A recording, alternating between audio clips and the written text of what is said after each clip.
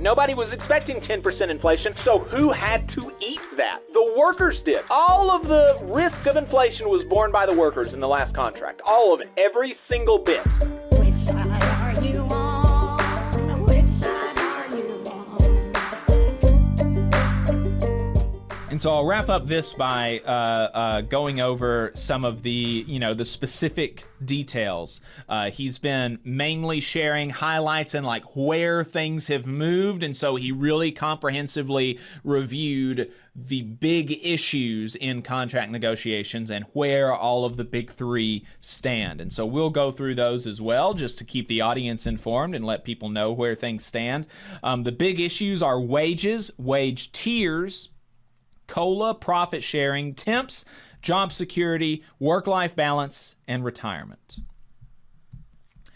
And so on wages, remember, we started at like a 7, 8, 9% raise over 4 years, amazingly. I mean, just really, and those were the proposals that he was throwing in the trash. And that's exactly where a 7, 8, 9% raise over 4 years after record inflation goes, in the trash. That's a BS offer. Insulting. Really gross. And UAW members should remember that, actually. And the entire working class should remember that, because that's what they would have given you if you would have accepted it. 7, 8, 9% raise over 4 years. Evil. Wicked. So that's where the companies were at the beginning, and now they are all at 23% over 4.5 years. So we're getting close to like a 3 times where they were at the beginning of negotiations, just on wages. I don't think they're quite where they need to be yet. The UAW is looking for significant double-digit pay raises to match average pay increases of the big three CEOs, catch up with inflation, and make up for decades of falling wages. And that's important to understand, because a 23% pay increase, really all that does is breaks them even in 2027 with where they were in 2019. That's all that does, a 23% wage increase. So, and it's also 23% over 4.5 years, right? When you hear 23%, that might sound like, oh, wow, I would like a 23% raise. Well, how would you like a 23% raise over 4 years? Well, that's actually not kind of out of the norm of what I would expect, right? That's not crazy. All that a 23% wage increase does over 4 years, it gets them basically where they were in 2019, which was not a record year for UAW wages, not by a long shot. Wage tiers, the UAW is demanding the elimination of all tiers. Ford has wage tiers eliminated at Rawsonville and Sterling, and that's their parts distribution centers. And so they've eliminated wage tiers at all of those places. At GM, Ford, and Stellantis, they have eliminated the wage tiers at parts distribution centers. They'll be making assembly wages, so that's big. That's big news. Wage progressions, this was another big thing. And when you think wage progression, you think, how long does it take from when I'm a new hire to when I hit top rate? So for me, that was 4 years. And for many UAW members, that has been 6, 7, 8, 9, 10, 12, 16 years. So enormous progressions. And UAW wants to bring it down to 90 days. 90-day progression to top rate. That's what it used to be at one time. Ford and GM are saying a 3-year progression for current workers, but GM wants to create a new tier and have 4-year progression for future hires. Obviously, the UAW is not going to they're not willing to create a new wage tier. And Stellantis is still on a 4-year progression, but that's all still less than it used to be. So making movement there. On COLA, the UAW wants COLA so wages keep up with inflation and our quality of life improves. And Ford has proposed to restore the 2009 COLA. GM is approaching 2009 restoration, but not yet there. And Stellantis still has a deficient COLA that is delayed for a year. On profit sharing, the UAW is looking for enhanced profit sharing formula and inclusion of temporary employees. Ford has improved their profit-sharing formula by moving to total company profits, including Ford Credit, and temporary employees will be eligible. GM is going to be maintaining the current profit-sharing formula, and temporary employees with 1,000 hours of work will be eligible. Stellantis wants to maintain the current profit-sharing formula as well, temporary employees not being eligible. And even, maintaining is improvement from where they were because originally all of the companies wanted concessions on profit-sharing at the beginning of negotiations. On temporary employees, the UAW wants to end the abuse of temporary workers by converting them to full-time after 90 days. Ford has offered conversion of current temporary employees with 90 days to full-time and wage increases to $21 an hour for remaining and future temps. Automatic conversion of future temps is still being negotiated. The same thing is still being negotiated. Automatic conversion of future temps at Stellantis. They're saying they also want to convert thousands of current temporary employees to full-time and increases of wages to $20 an hour for remaining and future temps. GM says they're willing to implement the conversion of current and future temporary employees with 1 year to full-time. Wage increases to $21 an hour for remaining and future temps. Hey, 5 seconds. Just wanted to say that this is only possible because of our donors. If you want to see more of this, then consider donating yourself at tvlr.fm/donate. On job security, the UAW wants the right to strike over plant closures and the implementation of the Working Families Protection Program. And Ford and Stellantis have both granted the right to strike over plant closures. And that alone is really huge. Still not where they need to be on the Working Family Protection Program. GM has rejected the right to strike, as well as the Working Family Protection Program. On work-life balance, the UAW wants more time off, more holidays. Ford is willing to give 2 weeks of paid parental leave and Juneteenth, and that's where they all are. GM, Ford, and Stellantis, all Juneteenth plus 2 weeks of paid parental leave. On retirement, the UAW wants retirement security for all members.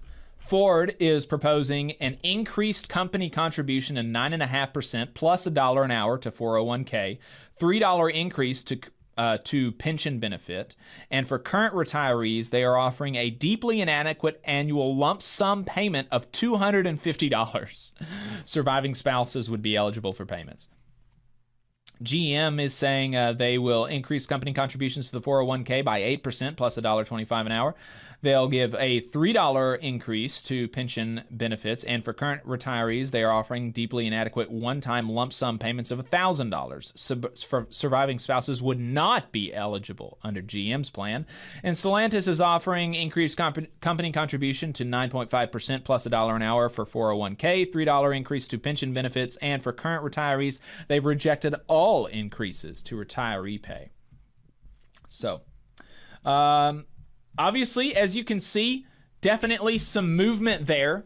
So, yeah, that's where we are. That's where we are on that. Definitely, as you can see, some movement there, but not where they need to be. All solidarity with the UAW and looking forward to their eventual win and hopefully getting a tentative agreement with one of these companies. Appreciate everybody in the chat for tuning in. Landon says, showing support from UAW 862. Appreciate that. Pittsburgh Dude 87 says, we need to be competitive in the race to the bottom. And in fact, that is what Ford and the other companies want. Landon says, Fain is a great leader, doing a great job. Hope UAW members keep morale high. Says, got that right, Landon.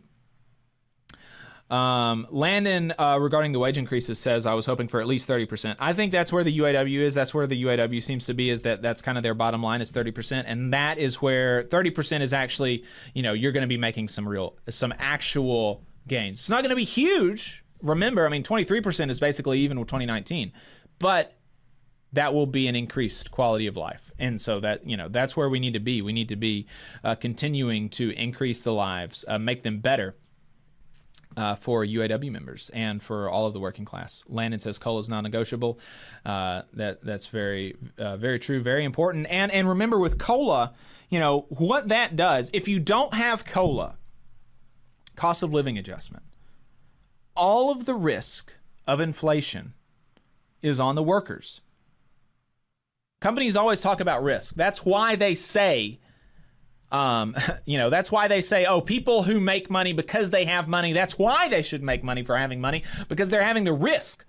They're having a risk. Never mind the fact that if you are, if you're making money by having money and by investing, what is the actual risk? The actual risk in that scenario, the worst case scenario, is that you lose all your money and you have to work. Okay? So the actual literal worst case scenario is that you become like everybody else.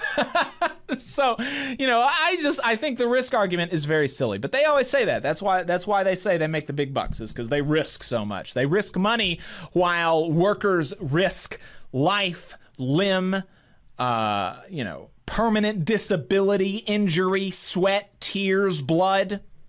But they risk money, and they might have to be like us one day. Oh, that would be bad, having to be like us. But that's why they say they get the big bucks, is because they risk stuff. But when workers don't have COLA in union contracts, all of the risk for inflation is on us, right? Because we can't predict what's going to happen with inflation. Nobody would have predicted the huge inflation that we had, 10% inflation in 2019, right? When the last contract was negotiated and the last contract did not have COLA, nobody was expecting 10% inflation, and that may be small. Nobody was expecting 10% inflation, so who had to eat that? The workers did. The workers ate all of it. All of the risk of inflation was borne by the workers in the last contract. All of it, every single bit. And so when you have COLA, you shift some of that risk onto the company. You say, look, if inflation increases, then the wage progression should increase. And that's only right. So there we go. Good stuff. Good stuff. Appreciate Shawn Fain keeping everybody updated and the opportunity to update the audience. And I know that people are always waiting with bated breath for his weekly updates. And so it's good to get them. And yeah. Rael says Shawn Fain is destroying the big three. Enjoy. Yeah, sure. Actually, if we want to talk about destroying the big three, they're going to destroy themselves if they don't, if they're not competitive in their wages and benefits and try to make them, make themselves a, gold star employer, we could say. You just saw a clip from the Valley Labor Report. We are live every Saturday morning from 9:30 a.m. till 12:30 p.m. And we pride ourselves on keeping all of our content free to everybody so that we can talk to as many working folks as possible. If you support the work that we're doing, you think that it's important, you think that it's good, then consider making a monthly contribution to the project, and you can do that on our website, tvlr.fm.